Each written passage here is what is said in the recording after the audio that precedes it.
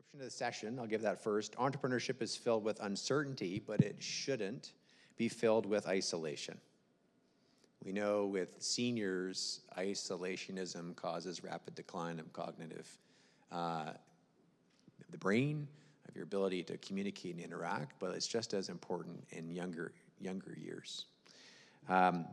In this session, registered clinical social worker and award-winning founder, Tiffany Petite, yes, explores how social capital fuels psychological resilience in business leaders, drawing from clinical experience and real-world leadership. Tiffany shares with us why connection is not just a personal lifeline, it's a strategic business advantage for Canadian small to medium-sized businesses. Many of you in this room, leaders navigating pressure, burnout, and rapid change. Now, I think that's it. You're good. And for those of you who were with us yesterday, Tiffany was on the panel as well, talking about high growth businesses and et cetera. So we're glad to have both of them here. And my role is done. Over to you two. Thank you so much for choosing our masterclass here to participate. And I'm actually going to just pass the torch because I think sometimes the best person to share a little bit about them is the person themselves. And I'm going to pass it on to my colleague here, Lindsay Calder-Recknell. Hey, thanks. I'm interested in this video that's going to show here. If I hit the slide forward, will it show a video? Okay, first you're going to see a video of Tiffany.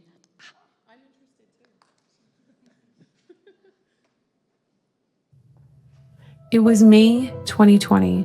The world was shut down. Fear was everywhere, and people needed more help than ever.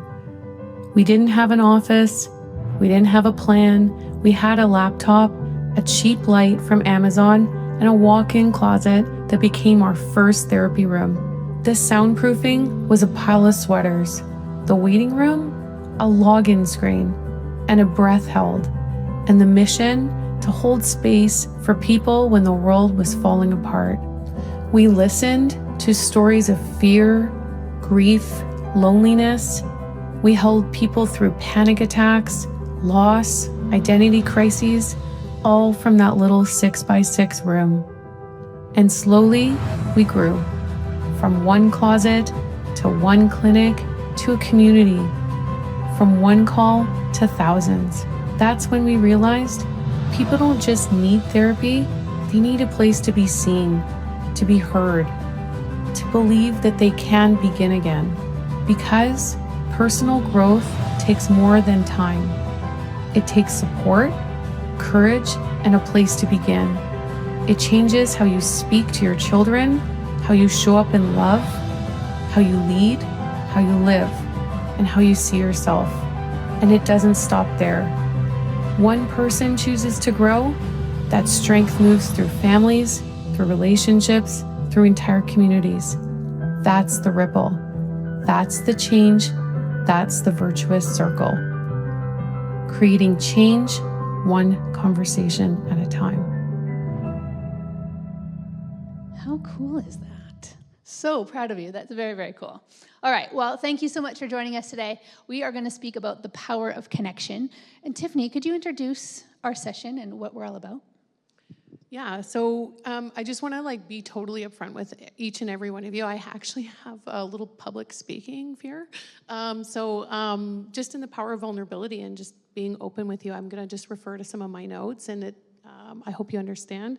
But really, I'm Tiffany Petite. That was actually a project that we did with Scale Up to share our brand story.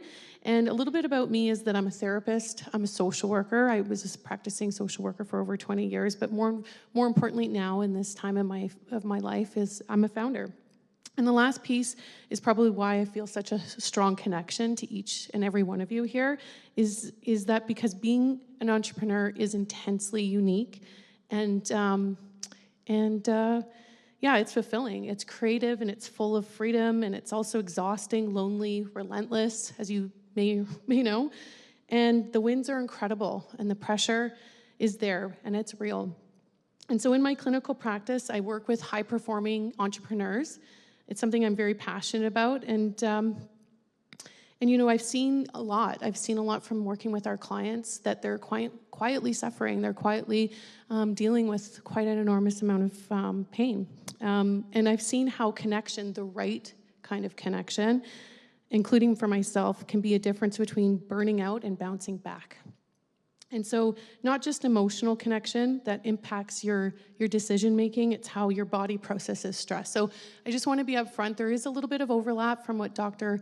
Andrea had mentioned, so just to be upfront with you. But in some sense, it's like, hey, she's an expert. She really knows where this is validating here. So I just want to take that moment that what we're going to explore today is really how the kind of support that fuels you and not drains you. It's the kind of support that's not just personal, it's strategic. And I get to do that today alongside Lindsay Calder-Recknell, and someone who's been helping leaders use mental health skills to grow their businesses from the inside out. And that is, not on. There we go. Okay, you can hear me? All right. And that is why the beauty of Tiffany and I do this together. So I am a workplace mental health specialist. I call myself a mental health skills trainer. I'm also a founder and an entrepreneur. And the reason that I really show you this slide is to show you pictures of my dog. Because if we're thinking about connection and we're thinking about loneliness and we're thinking about isolation, I'm sure we all have some version of Dennis and Ramona. Maybe it's your kids. Maybe it's the gym. I don't know what it is, but I bet it's something. And that connection is really what can continue to drive us as entrepreneurs, as founders, and honestly, as human beings as well. That's why it matters to us. Here's our agenda for the day, our journey for the next 45-ish minutes. This is a masterclass, so we are not going to talk at you for 45 minutes. Can you please talk back? Come on. We are also going to ask you to participate in the entrepreneurial connection map. So if you have paper and pen, I know Generation X here, Gen Z, whatever generation I am, or your phone, your laptop, whatever, we are going to ask you to participate and play along. So please get into that mindset of not just sitting here today. So as I understand it, Andrea started her talk with a pulse check. This is kind of how we roll as wellness experts. Thinking, if you were in Andrea's session, fantastic. If this is the first time you're doing a pulse check today, just give a sense in your head, maybe write it down. How are you feeling on a scale of 1 to 5? Yeah, to fantastically amazing. I need you to think about it or write it down so you don't forget, because we're going to do this at the end and see how we go. So I can see a 4 back there. And you don't need to share. It's all very personal to you, but I just want to give you a sense of where you're at. The pulse check is important to do on the regular, to notice the trends. So we're going to notice some trends today. Tiffany, why does this matter? Yeah, so why this matters. So as a founder, building something from the ground up is equal parts passion and pressure. And I just want to highlight the emotional load that leadership offers. Sleepless nights, worry. Sometimes you're sitting there, you're trying to go to bed, and all of a sudden that idea comes in, or the thing that you forgot. It's tough calls. It's the people that rely on you. For me, my stress is knowing that people's livelihoods depend on me. And so there's an invisible cost. There's a loneliness, right? There's the loneliness of stress and the loneliness of success. And I found that out when there were still few people who could fully share the burden or celebrate the win of it. In fact, for me personally, I had quite a lot of shame in the success that we've had as a company. I didn't have people in my life, not just necessarily in my professional life, but in my family life, who I could really talk to about what was going on. And so then I intentionally sought out strategies to stay grounded. Even as a practicing therapist, I knew all the tools, but I recognized I wasn't applying to them. And so what that brought me back was to therapy. What brought me back to that was creating rituals in my life. I was dealing with a tremendous amount of guilt that I was sucking as a parent. I was letting my kids down. I wasn't showing up for people in my life that mattered, but more importantly, I wasn't staying true to the values that I knew was my North Star, was my compass. And so I realized that I had a strong team, but I didn't always have peers who understood the weight of scaling something that mattered. And so that's what this is all about. It's the power of community, the power of connections. And that led me to seeking out people who I could relate with, people who were other founders. And I discovered through research avenues of mentorship like Women's President Organization, WPO, as well as VMSA, Venture Mentoring Service of Alberta. And this was transformative in my life, to be able to, not just for my business, but for me personally, for my mental health and my own well-being. What WPO has given me was really a circle of high-performing women who got it. And more importantly, what I understood, because, being in the field of healthcare, very isolating field, at times what I helped to discover was it doesn't matter what business that each and every one of you are in, we all share from these experiences. What I've learned through these avenues is that every business owner, every entrepreneur manages the same worries, has the same shoulders, the same stressors. And that was actually incredibly transformative for me. And so what I realized was joining these forums is not just about scaling a company, it's about scaling yourself. And that only happens when you're not doing it alone. And entrepreneurs are widely recognized as the engine of our economy. And we invest in their growth and success in businesses, and now it's time we invest just as intentionally in our mental health. Tiffany mentioned a lot of things that she's using to manage her stress, to build her connections. Maybe there's some not so good ones in there that she didn't mention. I'm sure none of you can relate to that. Tell us, what is one surprising thing that is keeping you sane right now as a business owner? Maybe it's a good one. Maybe it's not so good one. Yeah. The gym, yeah. Sorry? The anchor's the gym, yeah. Good, your go-to, moving your body, yeah. Anybody else? Yeah. Therapy, fantastic. Oh, you're co-founder, so like a connection. Beautiful, love it. Yeah, in the back. You play what? You play hooky, yes. You clean your house? I am available. If you need extra stress relief, I'm your gal. Yeah.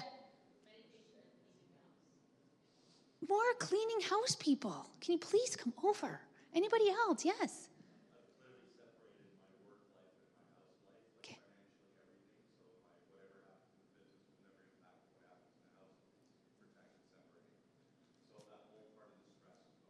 Like from a legal financial perspective. Amazing. Do you also do that from a physical perspective?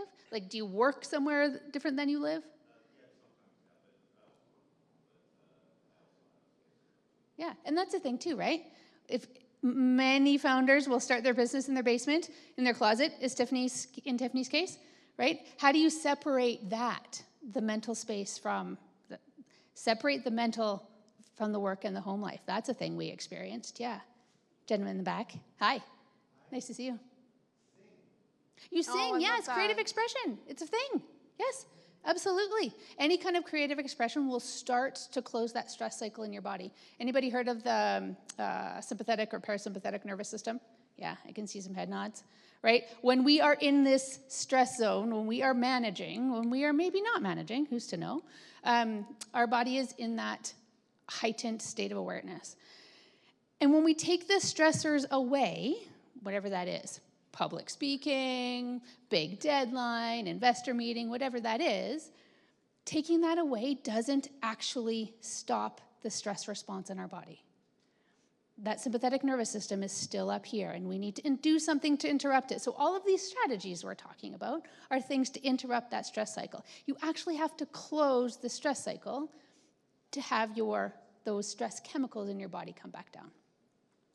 Anybody want to admit to the not so healthy coping mechanisms? I'm going to come clean here. I started vaping at 41. Like, who does that? Yeah, baby.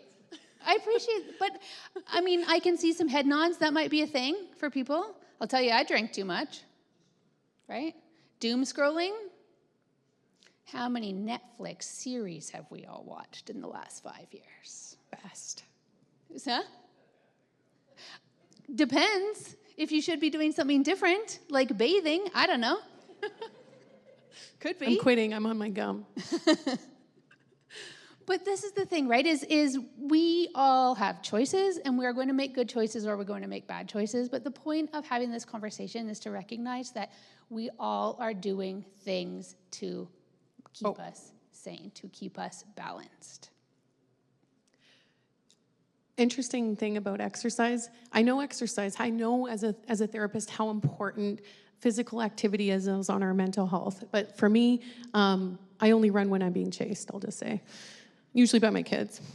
So there's some really interesting statistics here. A recent study of 500 entrepreneurs in partnership with the CMHA and BDC found that 62% of entrepreneurs felt depressed at least once a week.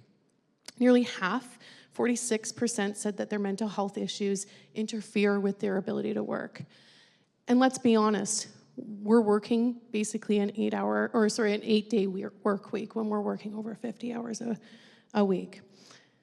So, I want to share a little story about an entrepreneur that I worked with personally. Okay? And this was a woman who was the founder of a multi-million-dollar company. Publicly, she's magnetic, captivating, confident, respected by her team, always on. This was my client. But privately, she was unraveling. She told me in a session, everyone comes to me for answers, but no one asks if I'm okay. And she wasn't burnt out because she couldn't handle the work. She was burnt out because she had nowhere to land emotionally. Her success had made her feel more isolated than ever. And that hit home for me because I lived that too. Because behind the impression of a founder who's successful, there's still a human being underneath it all who needs to be seen. I want to just take a mini poll here, a show of hands of who has in this room felt like they've had to keep it all together even when things were hard. And that's what we do. We grind, we push. And so into those things is how do we push through when things are hard to find a connection as a pathway forward? Okay. Much like Dr. Thacker said, connection is a strategy, right? And so your nervous system is wired for it, in complement to what she had said. And when you're in a healthy connection with someone who sees you, who truly sees you, accepts you, it can trigger biologically a cascade of responses. Your stress hormone, that cortisol, that does start to drop, and your brain releases that dopamine, oxytocin, which is like your brain saying to, you're safe here. And that's the business case that I'm trying to make with you here. Connection lights up the parts of your brain responsible for focus, creativity, emotional regulation, and things that matter when you're pitching, making very difficult decisions, or solving a tough team issue. In fact, research shows that social support is one of the most determinants of protective factors against burnout, depression, and anxiety. And it even helps your immune system. I don't know about you, but in the early stages of my business, I had never been sicker. Every second week, I had the flu. I don't know if anybody can relate with that, but I've never been sicker. I wasn't recognizing what my body was telling me. And so when we talk about connection, we're not just talking about the fluffy stuff.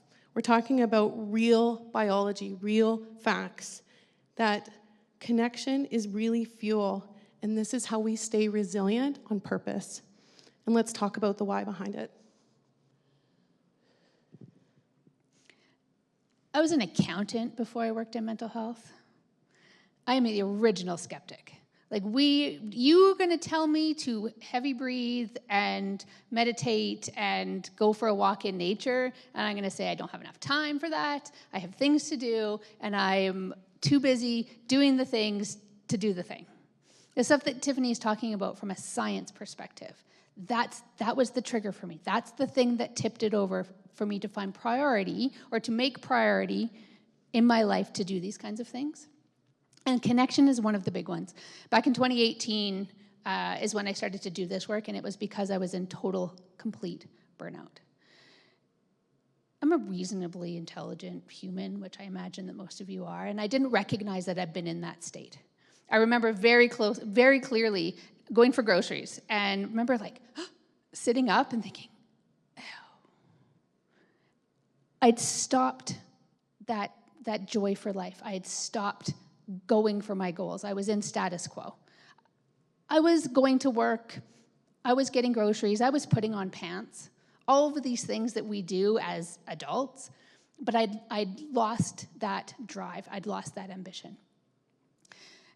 The thing that I learned about at that time was the science of positive psychology, which is where all of this science comes from.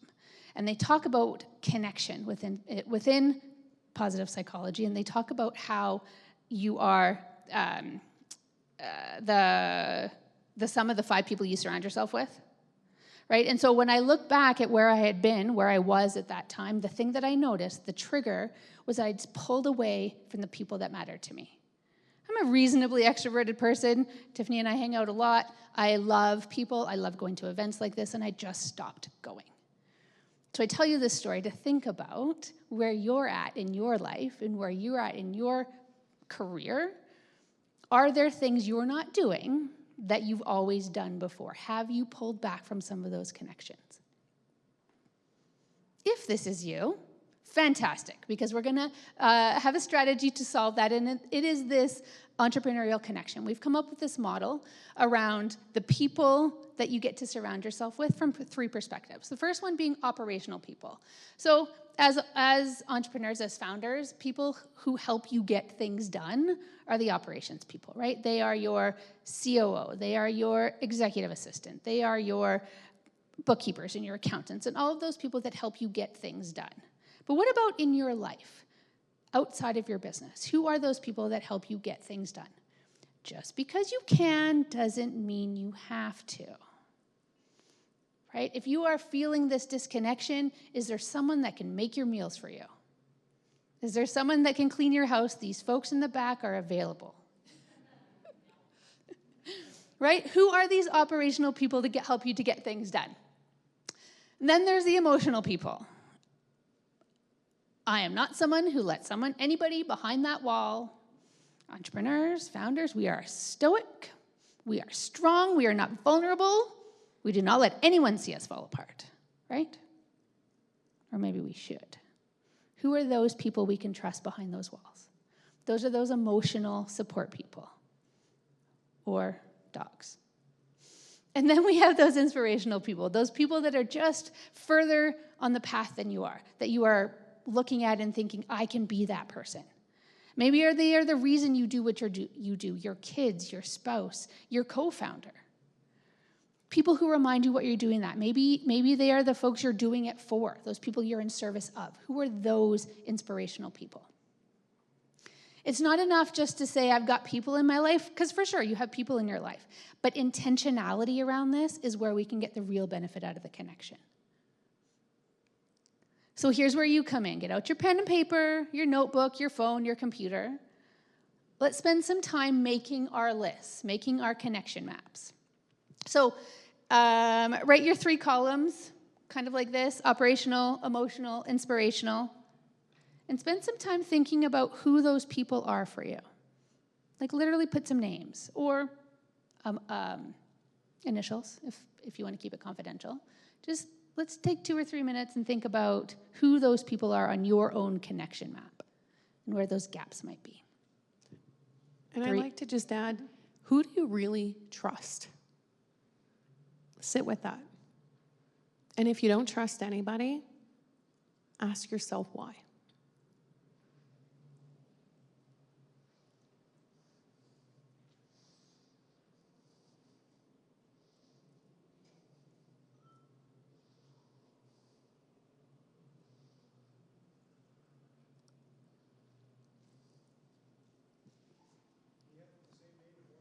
Absolutely.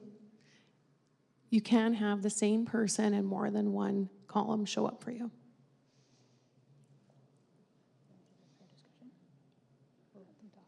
Yeah.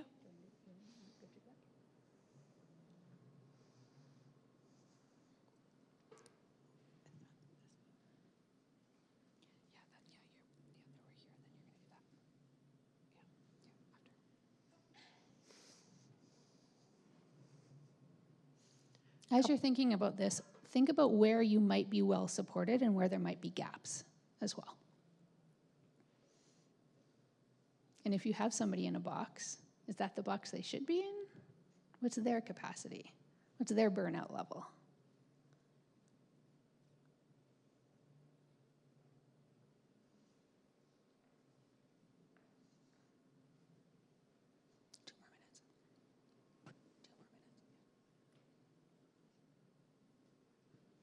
About 90 more seconds.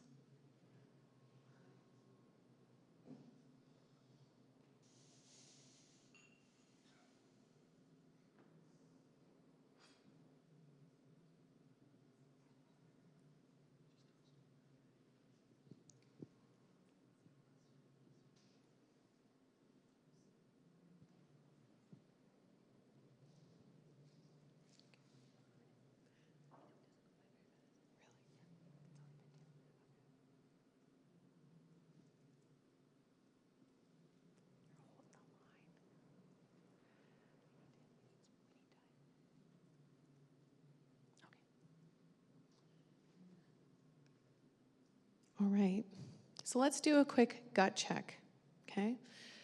If you can turn to someone near you or just reflect, if you prefer, of course, which of these levels are you missing? What's the gap and what's the impact of this gap? You've got 3 minutes, go. Chat amongst yourselves, and then we'll come back and share to do some group discussion. Thank you.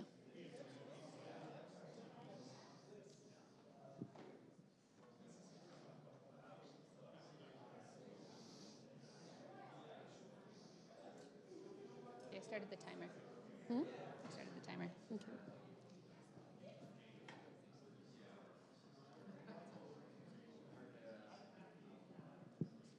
I need to make up some time here so everyone wants time to talk. Yeah? No, you did great. Yeah, just be yourself. You were great at yourself. Yeah, you're doing great.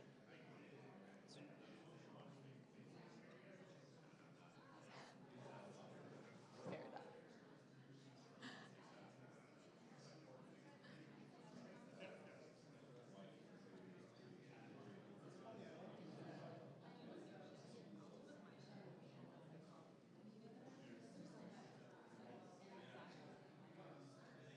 Because we need to make up some time, so see if we can't keep the discussion going for a while. Great.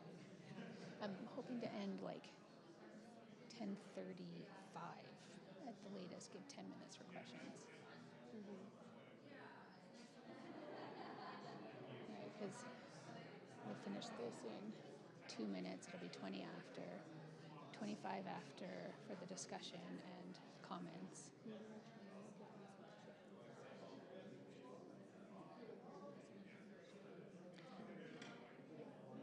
Yeah, I think the debrief can be 5 minutes.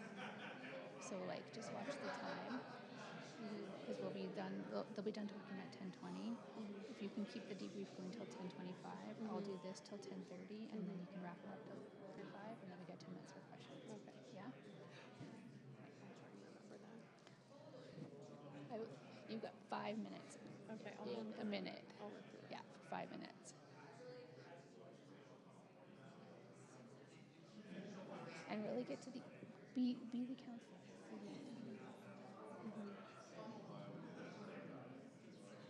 Anybody have a story of how that gap has impacted their business? Okay. Something. If I missed that, okay. Yeah, Okay. something. 1 more minute.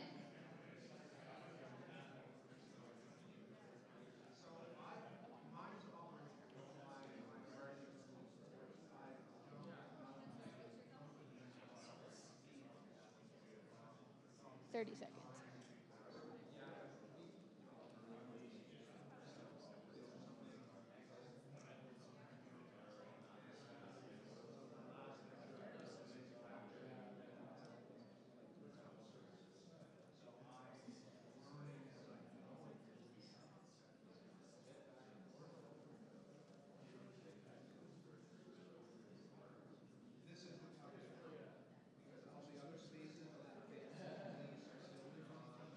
Okay. Okay. I love to see the engagement. Love to see the discussion. Come back to us, people. Yeah. Sorry to interrupt, but thank you. Love it, though. I mean, you guys have lots to say, so I'm going to pick on some folks. So would there be anybody who'd be willing to share what was discussed, what you guys talked about? Any volunteers? Sure. Surprise, but comment. Oh, yes, thank you. Hello. Okay. Yes. Are you okay if I share the collective? Okay. So none of us had our spouse in the emotional column, which is interesting. You think that would be the first name to show up there. But yeah, for the reasons I'm sure you mentioned earlier with, keeping it together and all that. So yeah, that was surprising for me. Anybody else notice the same thing? Was your spouse not in the emotional column? Okay. Sometimes that's a thing, right? Where your spouse maybe has a job, maybe they just don't get what it's like to be an entrepreneur. Maybe we are trying to hold it all together so that we're not showing any weakness or showing any fear, right? Sometimes our spouses are like, well, everything we have is riding on this. Our mortgage is riding on this. What else is riding on it? And so then we feel like, well, we can't fall apart in front of them because then they're going to get scared, right? Yeah. And I think that to your point, Lindsay, right? Like, depending on what your family structure looks like, many of us are in a position to be protectors of our family. Many of us put ourselves in the position to ensure that there's a sense of emotional safety, that are often gone into isolation. That's very normal. Many people feel they can't open up to their spouses, not just because they won't understand, because they don't want to make them afraid, as much afraid as they feel, especially when your runway is 6 months out, Anybody else feel comfortable sharing what was discussed at your table?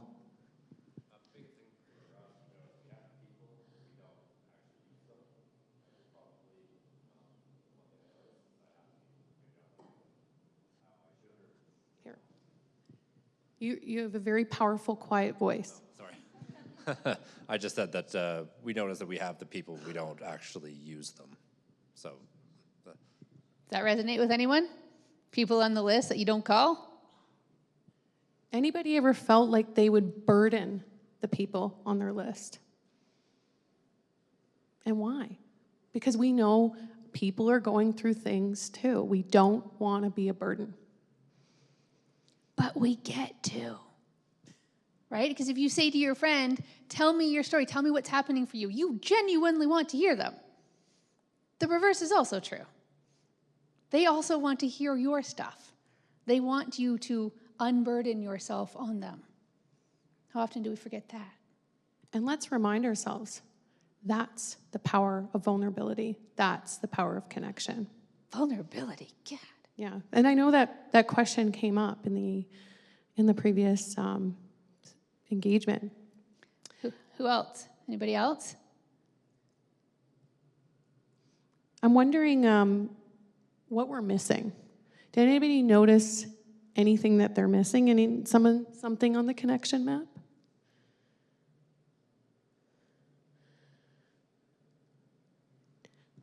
Thank you.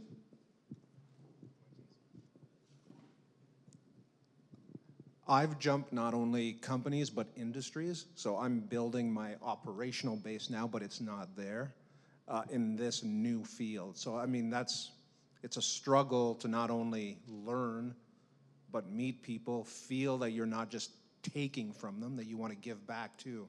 So. Fantastic point, right?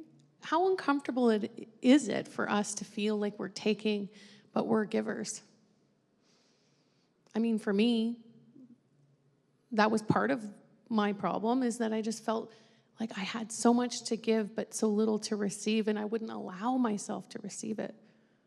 I wasn't comfortable being in a position of needing anything.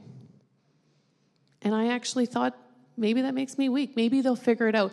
That was imposter syndrome. They're going to figure it out that I'm just a fake. And I'm falling apart.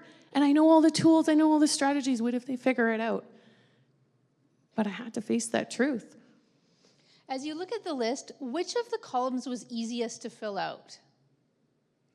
That's a great question. Changing industries aside, because I feel like maybe operational was the easiest to fill out. Is that what I'm seeing some head nods, right? Because that's practical. That's logical. That doesn't take much vulnerability. Is there gaps in the other two? Especially in the emotional one. If I go back, right? In the emotional one, I bet you that's where the least amount of people is. Am I guessing that right? Yeah. Amazing. Amazing. Any insights from that? Nice. Excellent. Fantastic. Yeah. Yeah. Amazing. So what you just described there was your personal board, your personal advisory board, your wife, your parent. Those are the people that are looking out for your best interest. Those are the people that know you, will give that feedback.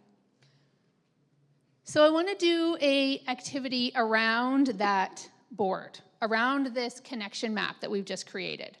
So as you look at those names on your list, I'm going to read out for you some diversity dimensions. Okay? As I read some of these, I have to remember where they are. There we go. As I read some of these, put a check mark next to the next to the person who you have a same or similar diversity dimension to. Okay? That make sense? So I'm going to read out a diversity dimension. Put a check mark if that person is the same or similar to you in that dimension. Yeah? Okay. I can't multitask. You have to skip. Okay. Okay, so the first one. Oh, yeah, you can skip all the way through. Keep going. Okay. Oh, go back. See? All right. So the first one is gender. If the people on your list are the same or similar gender than you, put a check mark next to their name. Okay? The next one is nationality of origin. So if these folks are the same or similar nationality of origin than you, put a check mark next to their name.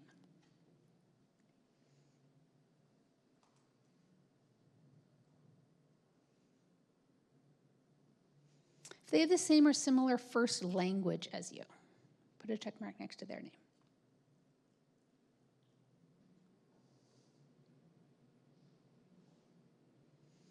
Same or similar level of education. So if you're a tradesperson and they're a tradesperson, if you have a PhD, they have a PhD.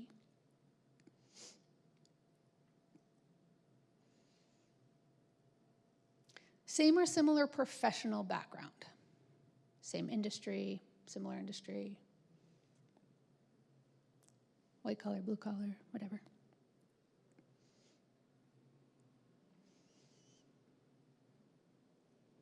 Same or similar religion or spirituality.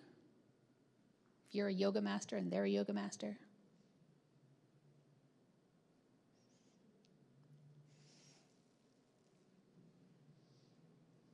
Same or similar generation or like age. You know, it's between 5 years-ish of you. Are they from the same or similar generation as you? And last but not least, the same or similar family unit as you. If you're single, are they single? If you're nuclear family, are they a nuclear family? That kind of thing.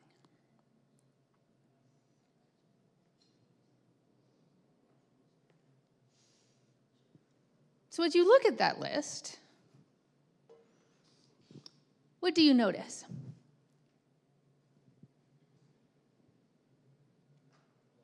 Lots of check marks? Yeah. What do you think that means? What implications is that? All those folks are the same as you.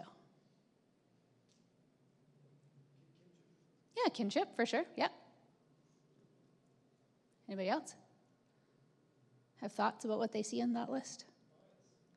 Sorry? I missed it. Oh, same bias. Yeah, you're right. Cognitive bias, you bet.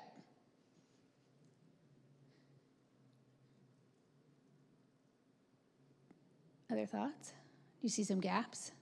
This is a bit of a humbling experience when I do it with many people. When we look at that list and we think, well, yeah, we are very diverse.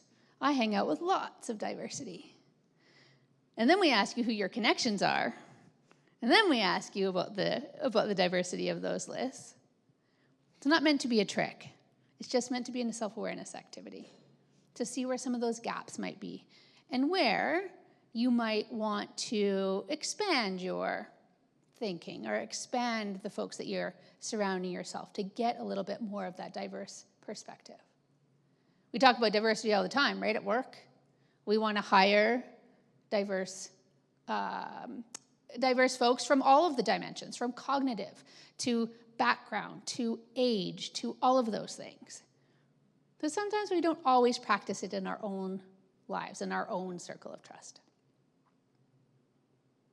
What do you think the implications are of this for your own isolation? We've been talking about isolation and connection. Anybody have thoughts about what that means for your opportunity to build more connection? Your opportunity to enhance perspective.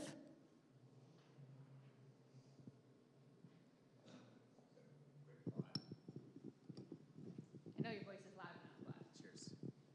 So quick thought to share. And I think many people in this room, I certainly resonate with the bias that's created from the machine learning algorithms on my Instagram feed. We also see it, I think, politically, not just in the United States, but in aspects of Canadian politics, where there's an echo chamber.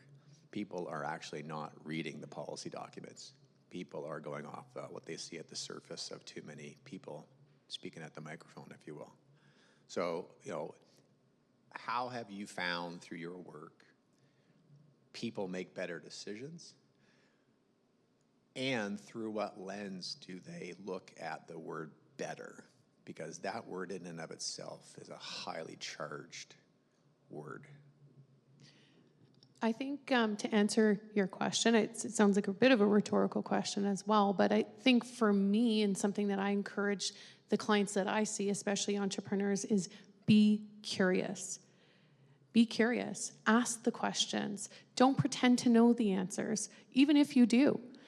You don't know what you're going to find out by just staying curious, right? What is the value proposition that someone in your life, in your circle, that you haven't necessarily asked their perspective about, and how might that bridge common ground beyond what you imagine? Before Tiffany summarizes this all for us, as you look at these lists, as you think about where you have opportunity for additional diversity, less bias in those connections, is there something you can commit to doing? Is there an older person you're going to seek the wisdom of? Is there a new friend you're going to reach out to that you've been meaning to and haven't yet done? Anybody share an intention that they're going to take away from this activity, this self-awareness activity? Yeah, thank you. Got it. You got the runners. Okay, do it.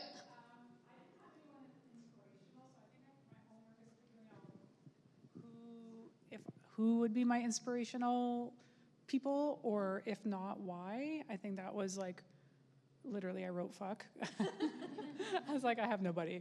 But also making sure that I let people know that they're on my list. I think that was like, so it doesn't feel like a burden when I do need them. Yes. And then what they can count on me for. Oh, I love that. Right? Letting Fantastic. people know that they're on your list so that you can call them. Yeah, awesome. Thank you.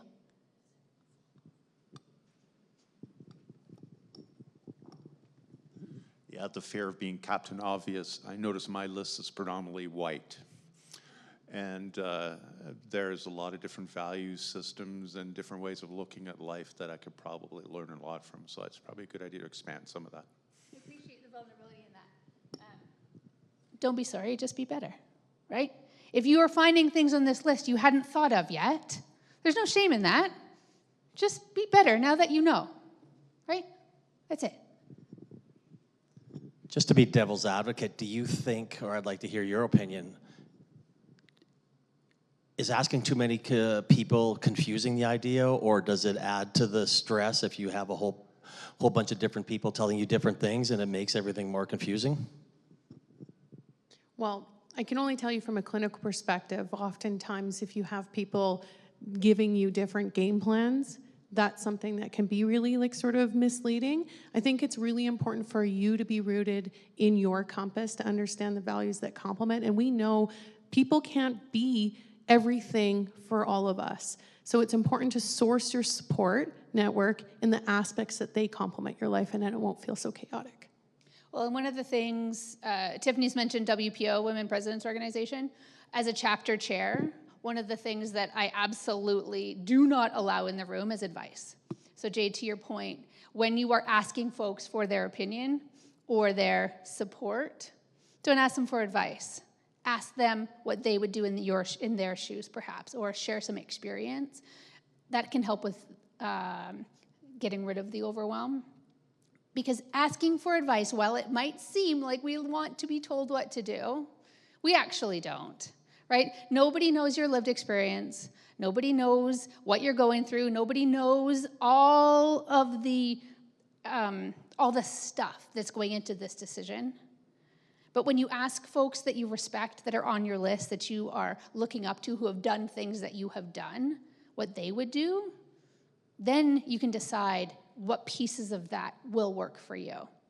Then there's nobody left to blame if it doesn't go right. For me personally, the greatest value that I get is experience shares. Experience shares allow you to make an informed decision. Doesn't mean you have to do it just like they did, and it doesn't mean that you had the same tools or opportunities that they did. But what it does is it creates relatability. It creates hope. So I actually was noticing I had a shift. Somebody moved from emotional to operational. And is that normal? And if you could talk a bit more around, is it normal for people to come and go out of those categories or shift? Has anybody here ever had a relationship that had a season? Right? And what I mean by that is, for whatever particular reason, that person had a tremendous value in your life, and you change, they change, people grow. And there's a degree of grief in those changes of season, but there's also gratitude that you had them there for the journey and the moment. And I think just to normalize that, absolutely, people change. And their meaning to us changes as well. So, totally. Awesome. You want to wrap us up? Yeah. So, in conclusion, we're stronger together. Resilience is relational. Real leadership is about using your avenues, your support system, your network that's available to you if you so choose to utilize it. And you're allowed to need people. Here's some examples of aspects in which you can seek out support, and you can feel a part of a community. That's at your fingertips if you acknowledge it, if you take the risk of trusting. And going back to that question, what is it you don't trust? What is it that you're trying to keep together in order to limit your ability to need people? Are you getting in your own way?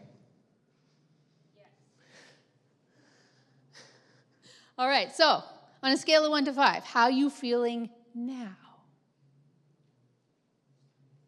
Compared to, I don't know, like 45 minutes ago. Did it shift at all? Did it change? Now you're up at a 5. What were you to begin with? 4.98. Whatever, you're moving in the right direction. I like it. Again, you don't need to share. It's just a pulse check, just to feel how you are in the moment, to notice those trends,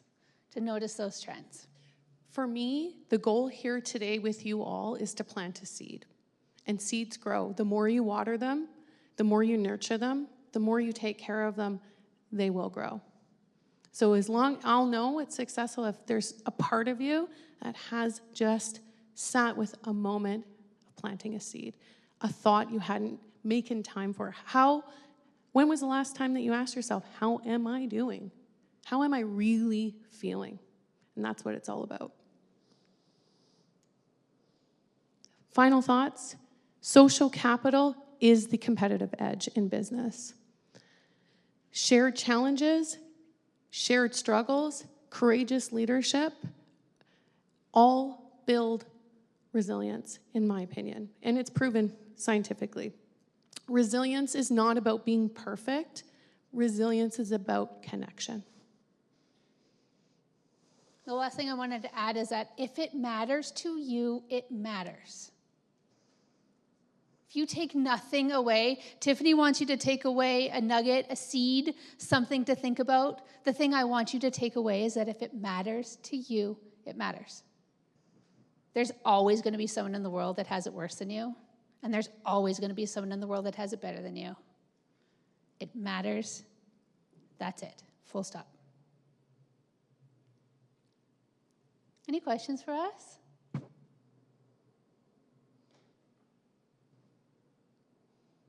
Really appreciate your participation, playing along.